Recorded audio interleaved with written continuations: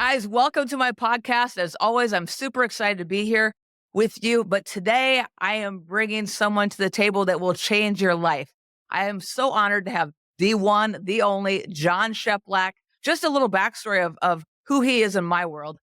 He is my real estate coach, but he is more than he is way beyond a real estate coach. He is a life developer. He is a personal development, life changing, world changing individual. And I had the honor of seeing him speak about 4 years ago at an event, and I'll never forget it. I sat at a mastermind, and I'm like, "Who is this guy? He's all buff and tough, and he's doing his thing." And I remember sitting next to my friend Marty Hampton, and we're sitting there in this mastermind, and all of a sudden I look over, and we both have tears rolling down our face. I'm like, "I don't. This guy's moving me at a completely different level. What is going on?" So that's where my curiosity got piqued because he moved us from one place to another place during his talk. And I'll never forget that moment. So fast forward, he was on my radar. And I reached out to him. And it was right during the middle of COVID, right after. I think I've been with you a couple years, almost 3 years, 3 years. Yeah. And I said, man, I need a new language. I needed a different thought because I believe strongly in coaching, but I was like, we're in a new environment. I need to level up completely. And I know all my issues are me. So anyway, I'm happy to welcome to you guys, Jon Cheplak, who is literally doing massive things on this earth. He's a change agent for the real estate industry, but for multiple people's lives. And now even he's on Dean Graziosi and Tony Robbins platforms, creating masterclasses. I mean, you're gonna want to share this with everybody. You're gonna want to put it on repeat. You're gonna want to download it. So, Jon, welcome. It's awesome to be here. I can't wait to share, man. Yeah. So I just give us a little backstory on you. Sure. Yeah, I go back to raised by a single mom. It's kind of interesting. We chatted about this earlier this week. I have a lot of powerhouse women in my life in business relationships like you. And the interesting thing is, yeah, I know exactly why. I had a mom that worked 3 jobs. Our father passed away when we were 5 years old. My mom just made it happen. Fast forward though, Um, I was a bouncer in a teen nightclub, and I was a janitor when the club closed. Drove under the Space Needle over to a seafood warehouse, and many of you don't know what this thing is, but it's called a fax machine. And the fax machine would deliver over orders from restaurants and grocery stores. And I would literally pack the 5 pounds of cod and the 3 pounds of crab and the 4 pounds of flounder in a plastic bag, and then box it, and then wrap the box and load the truck and drive the route. So I worked about 110 hours a week with those 3 jobs. Really, mom said work half as hard and do real estate. And so I started out in the days where a lead was door knock, cold call, FISBO expired. Hmm. And over time, what I discovered, because I struggled mightily in my first year and made it through, I stuck with it. But I started to see many people struggle, and I thought, gosh, I don't like this, and I can help them. And so I volunteered, came forward and what I did is I created this little branch training director thing. And so I took the brand new people or those that were struggling and said, hey, to the owners, give me a piece of their action, what they close as a result of the work with me, and I'll help them out. Got discovered. And from that point on, I did a startup brokerage that ended up running a brokerage in 1998 that closed 1,483 transactions in 1998. Yeah. And then I moved Big deal. yeah, right. Uh, and then I moved over to be a GM exec VP of a multi-state, about a 5,000 agent company. And then one day woke up based on the results that I got as a result of the generous contributions of leaders that were tough mentors that expected a lot of me. And certainly I was willing to do the work. But anyways, I ended up going out into the coaching space and built my coaching business. Again, what I want to make really, really clear is a combination of application and a combination of willingness. Not just my willingness, but the willingness of very, very generous, highly competent, accomplished people who were very abundant and constantly transferred their skill sets over to me. Hmm. So built a coaching business, and now I'm playing in all kinds of different places like mortgage and We got an online lead gen portal company. We've got a lead conversion company. We've got a group coaching platform. And through that, though, there were a series of misadventures I'm sure we'll talk about in my personal life that have shaped me to where I'm at today. Yeah. Take us back because you've really created in the real estate industry, especially like there's so many people that drink themselves to oblivion in the real estate business. And there's so many like that is such a core of so many realtors. And talk to us because you've kind of created a movement um, of physical fitness and health and becoming your best version of yourself and eliminating alcohol from so many agents' lives. And you don't really, I mean, you talk about it, but you don't talk about it. And people just start, I'll never forget this. We're hiking Talek, okay? And we're at this in John's masterminds in Tahoe, like you do physical exercise. So I'm making it to the top of Talek. I'm summiting that thing. But I was walking along there and there's some girl that I didn't even know. And we're talking and she's like, wow, my biggest accomplishment so far in my life right now is that I haven't had alcohol like in 3 months and it's changing my world. And I'm like, huh? You know what I mean? And like that's and like every other real estate conference I'm always going to, they're like, "What's your transaction count? What's your GCI? Da, da, da. How many agents do you have?" And this is like, "Hey," and the girl walking with her said, "Yeah, I took the sobriety journey a year ago, and it's transformed my marriage and my life. And my husband was getting so tired of me, I didn't even know it.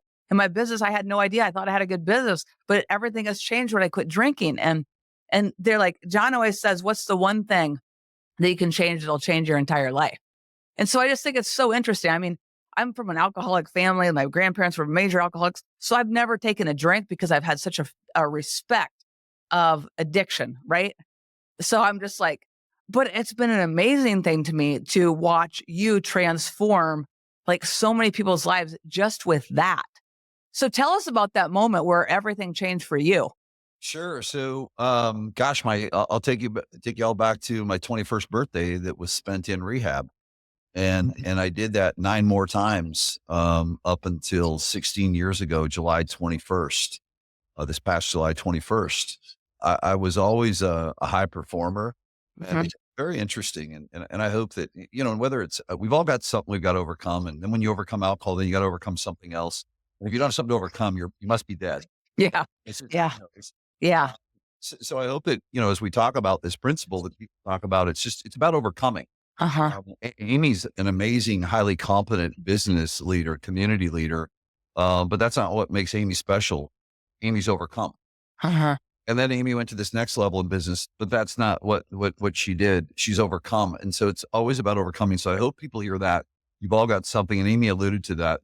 There's that one thing, and so overcoming. I think a lot of times with alcoholics is what you'll do is you got to find a mask to it, or whatever your thing is, Yeah. find a mask to it. So society rewards us for being successful and making money. Yeah. And so it was really my mask. Sure, as I talk about being 21 years old, prior to going to rehab, and that I had that work ethic. I wasn't heck, I was partying and it was cool. And you kind of get away with that when you're 21 years old. You got energy. Get older. Yeah. Anyways, what we end up doing is masking our issues by performing at a high level somewhere else so people don't look underneath the hood. Yeah. Well, the challenge is that's going to catch up to you. I was able to get results in, as I shared previously. And, I graduated from an outpatient and inpatient, a 30-day, a 60-day, a 6-month. I got the certificates to prove it. Then finally, the last time, 16 years ago, and again, here's the key piece to look at too, for people to understand, because probably most, if not all people here, you don't have a new strategy or a tactic or a skill set issue that you need to figure out. You've got a personal development issue you got to figure out. And I'm going to paint that picture for you. I had accomplished all of those things, being an agent, that sold 100 homes in a year, a branch manager, an executive, and then was even in the coaching space. And I did good. I did good. But then I would always go into a self-destruct mode. Like it was almost like this every 18 months I would do it. And then finally, the last time, I was hospitalized, I think 3 times in the last week for alcohol withdrawals. I was on death's doorstep. Literally, they would bring me back to the rehab joint and have to rush me to the emergency room because, it's interesting. I never did heroin and I don't judge someone that did it. I think we've all got our things, alcohol was my thing, but you can't die from heroin withdrawals. You can die from alcohol withdrawals, Yeah. PTs. And so they'd rush me in. They'd try and give me as much medication. There wasn't enough. And then finally on day 3 of being in rehab, I got tempered, got, calmed down. It was a 30-day program. It was the only program that I didn't complete. Day 7, I left. I walked out. Only one I didn't complete. And I never had a drink since then. From that point forward, though, I think that you take a look at life. I was just talking to a couple of people this week about it. I said, be careful planning doing your business plan right now. Did you do your life plan for the year first? And I wasn't competent enough to know that. I was forced to do that 16 years ago because it was life or death for me. Mhm. So fear kept me sober at first, and fear is not a bad thing, as long as you use it in the right way, right? There's 2 emotions. There's love and fear. There's no others. But there's times where fear is really a catalyst. And dying, I was fortunate enough because I know some people don't have that, and that's the mystery. I was fortunate enough to be afraid of death. Yeah. And I was trying to do the slow suicide. I say alcoholism is the person that is, suicide's a real touchy thing, and I'm no doctor. And they say suicide's, the coward way out. And I don't know. And gosh, we all wish we could figure it out. We've all probably been touched by it. I was the coward that didn't have enough guts to just do it. And so I was just going to do it really, really slow. Mhm. Fortunately, I was scared to death, literally. And the first thing I did is I'd always chased money. And finally I decided, well, I'm going to just chase being a good person. And so I was broke, owed the IRS 4.3 million. Well, I hadn't filed actually. I hadn't filed for 10 years. Wow. And I got a year of sobriety under my belt. My brother's a couple of years, sober. I think he's like 20 years sober now. Bless our poor mom's heart. Anyways, but my brother said something to me, I need to get to work. I need to do this. I need to do that. And he says, you don't need to get to work. He says, you know how to make money. He says, you need to learn how to stay alive. And Yeah. so, I purposely only worked 30 hours a week, broke, coming from, earning, a very high income. And I focused 100% on my personal development. I think for 3 or 4 years, my first 3 or 4 years of sobriety, I would never work more than 40 hours a week. I try and keep it at 30 hours a week. I went to the gym. I read every single day, and I was out in the woods every single weekend. I knew that I had to focus on my personal development. And an interesting thing happened. A lot of the things that are good in my life today are not because I'm smart or I read it in a book. I was forced into it. And hopefully in hearing you share today, you don't have to be forced into it. Have your back against the wall. You hear this and trust in me and believe in it.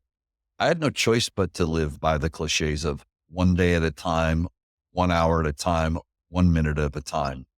I had the choice. I had no choice but to focus on the process, not the outcome. So you hear these Mhm. cliches, you guys, and now I can talk about them because I was forced into living them. It's not just something I read. Because imagine this, I couldn't have a goal of buying a house.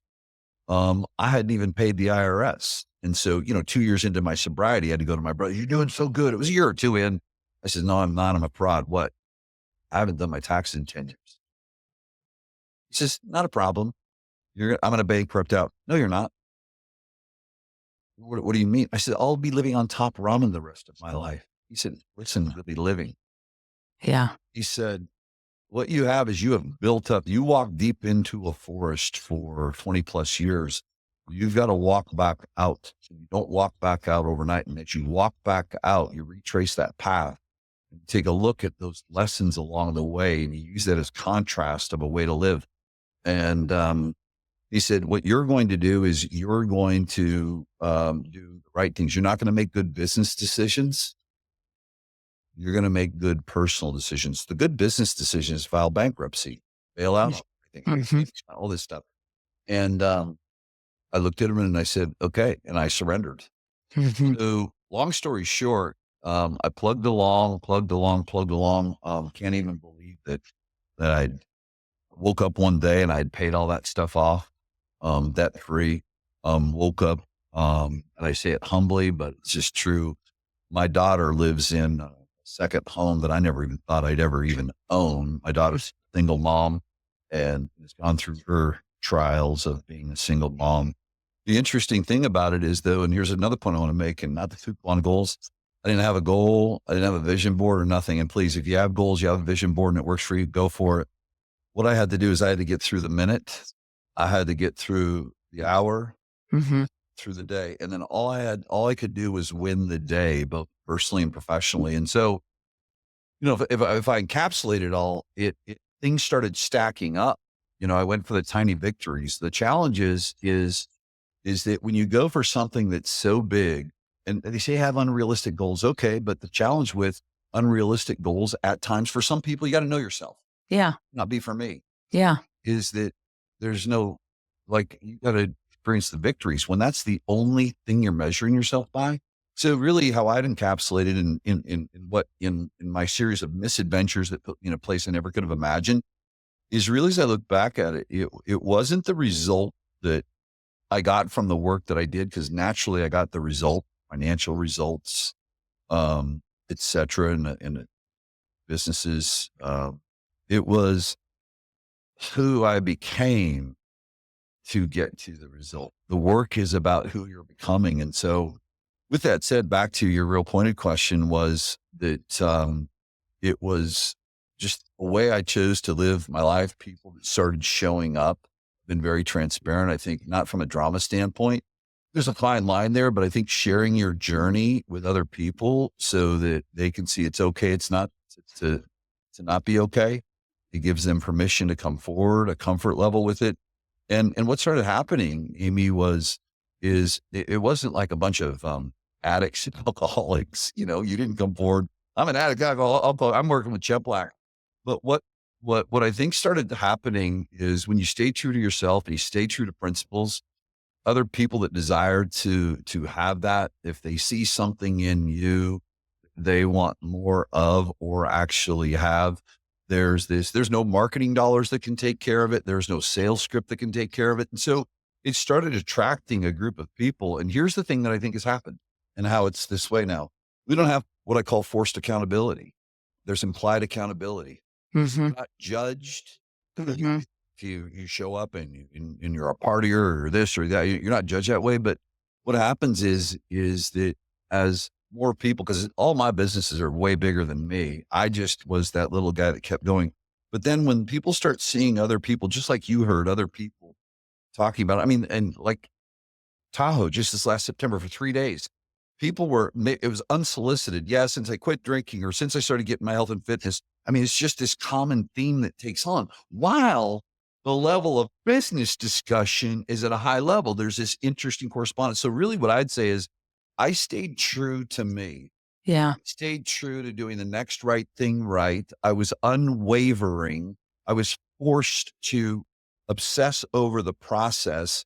And what happened is that if you stay true to you for a sustained period of time, stay true to a process, you are going to be a magnet to other people that desire that. And today it's just taken a life of its own.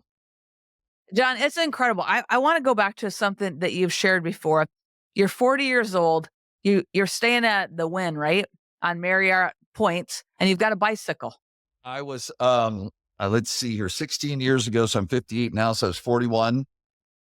And, they had, the tow truck had just taken my car out of the front. When I was looking for my car, it's John. I looked at the taillights of the tow truck, and my BMW that made me important was going down the road. And I was I was juggling with the rent of my home, and I was dying. And so I went into rehab, and this is really part of where, by the grace of God, I woke up one day and it just, I can't explain it, but I can. Hmm. Unlike any other experience, and even to the point where you're supposed to take withdrawal medicine for withdrawals for 7 days. At day 3, I refused the medication. They said you could die. I said no, I won't. Yeah. But I also had heard someone had notified me that, hey, listen, they're evicting you out of your home, and they're going to put your furniture on the sidewalk. And so I had that peace come over me, but then then I had the anxiety. So anyways, got out. I had nowhere to live and everyone said no to me because I left for rehab early, even family members. They said, I'll give you a ride to AA meetings, but no. Fortunately, I had a million Hilton honors points. So Yeah. up on Horizon and Eastern behind Green Valley Ranch Station, I moved into, it wasn't a Hilton Garden Inn, but it was a Hilton property. And I lived there with my bicycle. I had 30 days worth of points and they served breakfast and, dinner down in the lobby. That was it. Those were my only 2 meals. When I got out of rehab, I had $500 in my bank account. And then I woke up one day and it had been cleaned out. And so I had no dollars in my bank account. So I had zero money. I'm a grown man at 41 years old, as low as could be, but I had the most important thing on a gratitude list, my breath, Mhm. my breath. Yeah. Other thing that trained me when things get tough, I got to go to my gratitude list. No, I don't. I have my breath. Yeah. I have my breath. And I think it's, the nice thing when you get broken down, I'm not into that. I'm going to break you down. I think that going through an experience of where you get broken down, I think is more powerful. I think it's more sustainable. You have self-discovery take place. And so, I lived for 30 days in the, and this is a really great sales story for folks. So I'd asked family members, they said no. And so I snuck my bike up into, the back way into the little hotel room and, I went to work and I asked a mentor, well, I got to get back to work. Oh yeah, good. Here's what your work's going to look like. You're going to call every single person you've ever worked with and say this. Hey, it's Jon. I'm not worthy of doing business with you. I just came out of rehab. I'm not looking for mercy. I'm here to ask for forgiveness if there were any dealings you had with me that, just were not good. And I said, you're ridiculous. He said, are you going to surrender? And everyone kept saying, are you going to surrender? Well, little did I know that was the best sales dialogue I ever fell freaking. Yeah. Um, if you're embarrassed about something, if you, think that you've just gone over a cliff and there's no recovering, there's nothing better than humility and the truth. And like 9 out of 10 people said, we knew something. You're so great. They'd say wonderful, nice things about me. Yeah. Do something. We're so happy for you. But here's what happened then. I got to day 28 and then people wanted to do business with me, but I didn't have enough money. My points were running out. No one was going to let me move in. I'd been a circus for 21 years in and out of rehabs. Yeah. I love you, but I love you enough to not give you a break. Yeah. Yeah. But you've got this 4,000 square foot house. You're a single guy. You've got an extra car. Yeah. Bedrooms. No, sorry. No, Yeah. doing it. Yeah. And, so I had a Rolex still at the time. And my brother, who's, been a mentor and a guide for me. And like I said, 20 years sober, he said, well, I said, I found this condo. It's 1,000 a month. I need 1,000. I don't have furniture. I got a blow up mattress. I got 1,000. So it's 1,000 a month, 1,000 deposit. And look I've got these contracts. Look, here's the emails. He said, yeah, but you don't got money. He said, I'm not giving you money. He says, but you see that? He says, I'll know you surrendered if you'll get rid of your possessions and things that don't matter. And he said, worth about $5,000, right? I said, yeah. He said, good. I'll give you 2 Wow. and you can't buy it back. And I went, Wow. he says, oh, I moved into that place. And it was 1 block away from the gym. I went to the gym twice a day and I went to work and, Yeah. and I did the personal development. And like I mentioned earlier, stayed at about 30 hours, 40 hours a week, just continued on the path of personal development first, business second. Jon, fast forward you shared again, at 50, you're pretty much at net zero. You'd paid out $4.5 million worth of taxes. I was net zero. Here's what's interesting. I owned my home in Vegas. Mhm. Um, so July. Oh, by the way, I want to put this in there too. I started making money in those first 6 months, Yeah. money because I know how to. And at 90 days in, I said to my brother, I'm going to buy a car. He said, no, you don't deserve a car. Wow. I said, what do you mean? He said, no, you keep riding that bicycle. Okay, sir. Wow. He said, here's what you can do. You can go rent a car once for a week, once a month and for a week. Then another couple months back, he said, okay, you can go rent a car. I go, this is stupid. He says, this isn't about smart business decisions. Fine. I said, I can go make a car payment. He says, this is not what it's about. Yeah. Humility. Yeah. 6 months in. So then he says, you can't buy a car for a year and until you can pay cash for it. So then I moved up to renting a car 2 weeks a month. So by that, I Wow. rode my bike for a year, but I got little glimpses of the local car in it. But anyways, I went back to what was the question that you hit before? Cause I wanted to hit that one. Um, At 50, you're at like net zero, right? Actually it was no. So July, is I've owned my Vegas house for 4 years. Okay. Um, February. So that's 2024. February of 2020, Yeah. made my last was a $950,000 check that I wrote to the IRS. And here's what I'd say to folks: if anyone wants to see them, I'll send them to you. Everyone grew up in a trailer with no running water. Yeah. Yeah. Yeah. Yeah. um, I keep them because I look at them every day. By the way, your future's in your past. You need to go back and look at those. I still have the tax liens, 600, 900. There were multiple tax liens. So, in February of 2020, I could not own anything except for my vehicle. As a matter of fact, my accountant had to negotiate with the IRS not to take it away from me. They'd do a full payout plan with them, Yeah. got to monitor everything. So they knew like my grocery bill, everything. They've got a model for all that stuff. And so that's how I lived for years with them monitoring and me reporting to basically a probation officer Wow. off. They weren't threatening the legal stuff on me. They were just, that's how you pay them. And paid that last one off. That was in February. In July, I bought my home in Vegas. So I owned nothing. I was net zero. And today's a way different story. So today is a way, way different story. I mean, guys, the impact, the opportunities, the success, the income, but the changing of so many people's lives is a completely different story. And I always look at this because so many times, Jon, the thing that I admire most about you, and I say this to you, and you've heard me say it, Mhm. I admire so much that you did not quit. And the fact that you didn't quit inspires me every single day because you had every reason to quit. You had every obstacle. I'm sure you had every feeling to quit. And like those to overcome, I mean, our feelings are like just big giants that we have to overcome, right?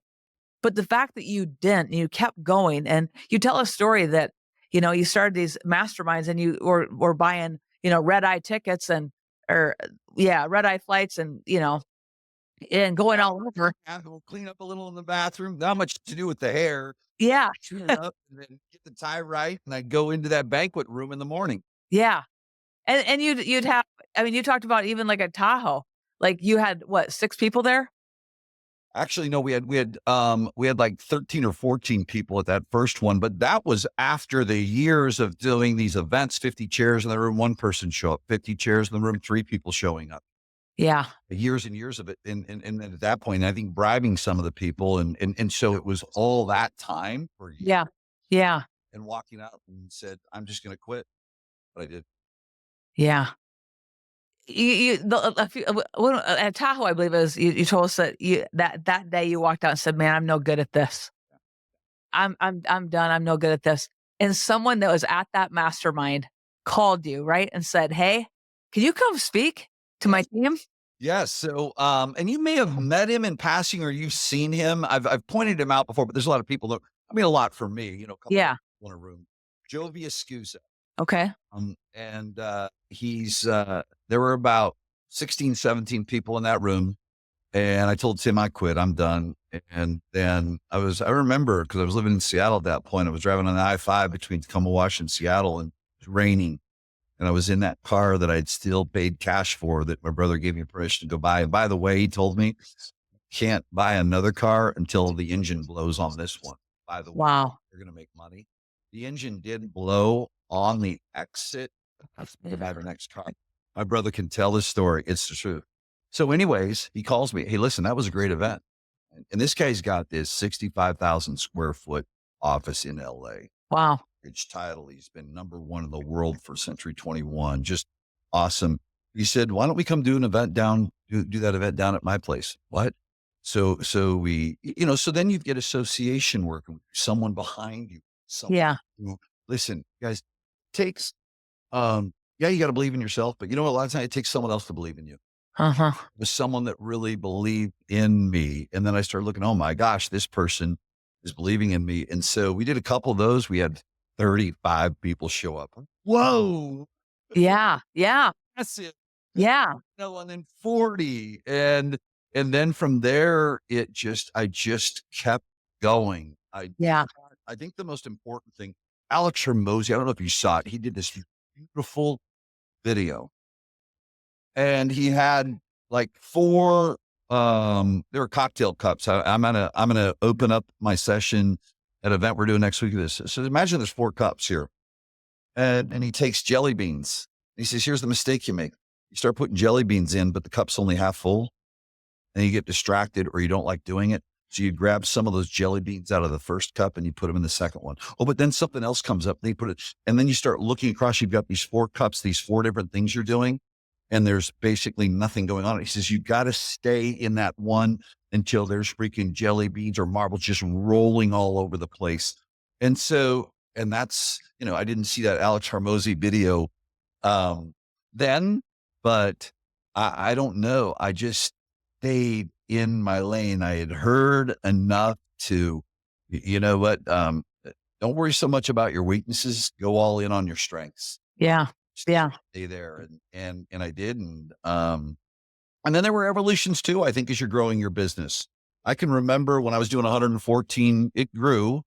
I remember saying, oh, I'm never going to do more than 30 coaching calls a week. And then I'm doing 60.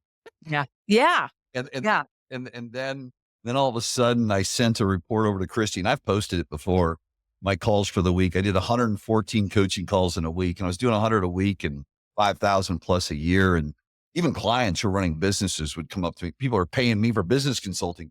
You don't know how to run a good business. I said, I don't. No, you do too much. Okay. Yeah.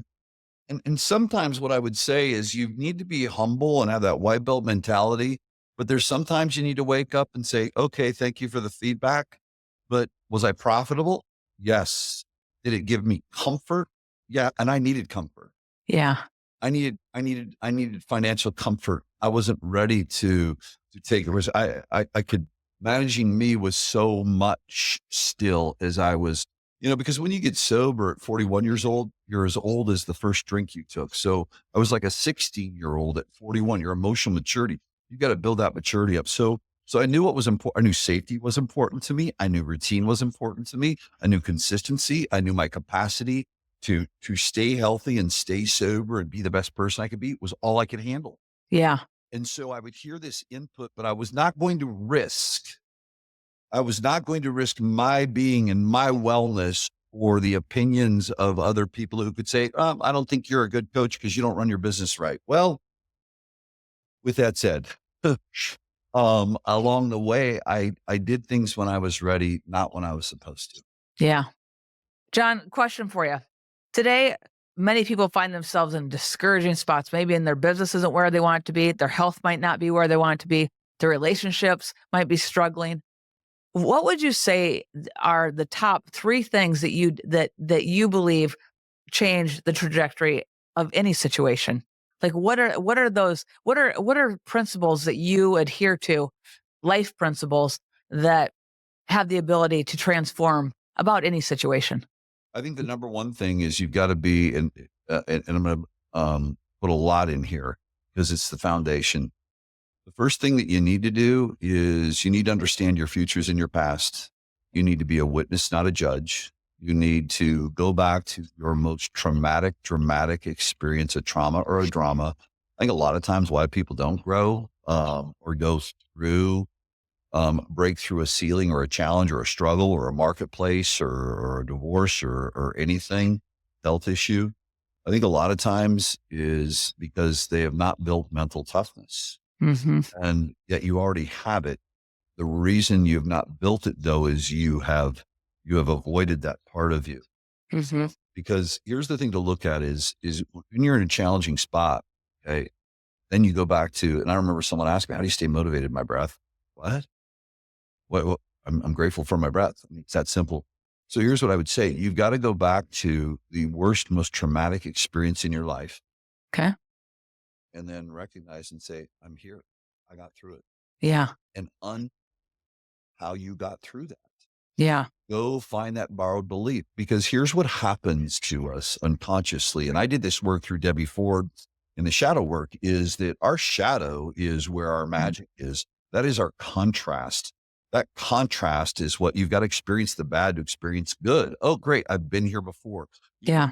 You need to know it's a classroom. You need to know that the doctor has to go get 4 years of college and then med school. And then you want to be a anesthesiologist. You got to go to more school. It gets tougher and tougher and tougher to get the great reward.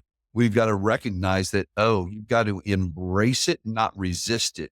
You've got to, that which you resist will persist. And so, and what's happening is if you don't go back to, we've all got one thing we can draw upon that was a drama or a trauma that we got through because we're here, but we have not dealt with it and encountered it and seen it for the magic that it is. Mhm. On the other side of it. Gary Zukav told us day one when we were on a mountaintop with him. He wrote the Heart of the Soul. He's been interviewed by Oprah more than anyone. Okay. He told us day one, he says, well, the 50 of you are here in this circle tonight, Sunday night at start, not because everything's great, something's wrong. Mhm. Yeah. And someone shared a very, very traumatic experience that broke him down and moved the room immediately. And he said, great, stand up and tell us everything happened. Wow. So that's number one. You've got to go back, and then you're going to face that. And then you're no longer going to judge it. You're going to see it for what it really did to develop you. That's Yeah. number two is, everything, know this, go out and help someone. Yeah. Help someone. Right now, if you're challenged, what's challenged is your self-love, your self-respect, your self-confidence, and they're all varying levels. We all go through it. I don't care who you are. And so how do I live that self-love? How do I live that self-respect? How do I live that confidence? Well, you go out and you find someone who has it much worse than you, and you go help them. Mhm. Because what happens is that is love. And so then what happens when you start to give something away to someone, unconsciously, you believe you have it. Yeah. That lesson was taught to me from the outset. I remember day one when I walked out of the rehab, I asked my brother, who was the most ruthless, hardcore mentor. He told me to go to the guy's house, went to the guy's house. He said, don't sit down. What do you mean? He says, go help someone. I go, I'm helpless. He says, no, someone's got it worse. Call me back after you went and helped someone. So that's number two. Go out and help someone. And then number three, what I think is really important, because if you're doing those things, you've drawn upon that thing. Okay, it gives you that borrowed belief. I've got through it. Wow, you've done something. Yeah. You through anything. Yeah. And now you're helping people. Yeah. Help someone. Here's number three, your health and wellness. Make it number one. Yeah. And I'm not talking about you've got to be some super athlete, but do something every single day for your nutrition and your wellness. Mhm. Because the last time I checked, someone who doesn't feel good doesn't think. Mhm. Yes. That's huge. Those are my three simplest ones that I would focus on, because they're what has worked for me and for many people. No, it's huge, because I think that even when you stay true to that, like, let's commitment to, like, exercise or whatever, it starts to build a confidence that you trust yourself. Like, I know that I get up, I know I do what I do, I know I'm consistent in it. I know, and then you just start to everything you do. I mean, authenticity is like the most powerful force on earth. They say it's 4,000 times more powerful than love. Wow, authenticity. And so when you're true to yourself and when you actually do what you say you're going to do, and every day you have that habit, like, literally, when you speak, your authenticity score is high because you trust yourself. And you're really the person you need to trust the most is you. Period. Yep. that's been probably one of the most life-changing things for me is just, um, the commitments that I make to myself personally, I have to honor more than anybody else. Because if I don't, when I'm having conversations and anything, my authenticity score is not very high because I'm wobbly. So, You know so, what I mean? oh, yes. Yeah. You know whether you're a hypocrite or not. Yeah. What you want to it's interesting. I posted about it last night. You need to walk in the room, be able to walk in the room. If you take care of your health and wellness, when you walk in the room, right there, people know that you're consistent, you have self-respect, Mhm. and you have a discipline about you. And I'm not, again, the point I don't want to make is, hey, everyone's appearance needs to be, listen, just be a little bit better than you have that. Yeah. Yeah. I've seen people go from 400 pounds to 200 pounds. And if you looked on a chart, they should weigh 140 pounds. That 400 pounds to 200 pounds, like that right there. I mean, that serves people. It makes you feel, but whatever it may be, I think the point is just do something for your health and wellness to improve every single day. That's Mhm. Yes. Yes. Jon, I have loved having you on here because literally, like I've said to everybody, like his stories, sometimes I think age is like our hardest thing to get past. We think because we're a certain age, oh, I can't accomplish this. We're a certain age, I've missed my opportunity. And every time I look at you, Jon, and I look at the massive, massive, massive growth and increase that I've seen, that overnight success that it appears, which has been like 30 some years in process, right? Of a lot of hard work. But it gives me so much hope that, oh, I feel like you're just starting and you're just beginning and you have an incredible life that most people would be like, wow, I can't even imagine. And so you get to be in rooms with people that most people would never be able to be in rooms with. And so it's such a gift, but here's the greatest thing I know about you, and you've taught me this, is operate out of abundance, give to people, contribute to people. I've always been a person that believed like financially I give to people every day, right? But I found areas of my life where I withheld emotionally or I withheld knowledge. I withheld something, my secret sauce, so to speak. What the heck? There is no secret sauce. Um, but I withheld it out of scarcity and that really being around you, I've seen you demonstrate abundance over and over and over. Honestly, promoting other coaches in your events that you have no financial tie to, promoting them, promoting their events. And I'm like, I've watched it. I've seen that authentic abundance that you live in. And I know that that abundant mindset just keeps drawing more and more abundance to you. And so it's really been a fun process for me to just see it all like unfold. And I feel like I got in at the time frame where you were launching, but you weren't 100% launched, right. right? Like I feel like this last year you've gone like on rocket ships Yeah. and it's steroids and it's fun to see it. But I go, oh, the core principle, abundance, discipline, be generous, be consistent.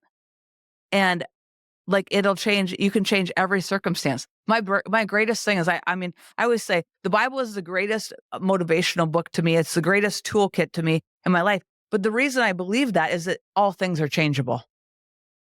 And the principles that we've discussed today are like they all originate, you know. It's all biblical stuff at the base, right?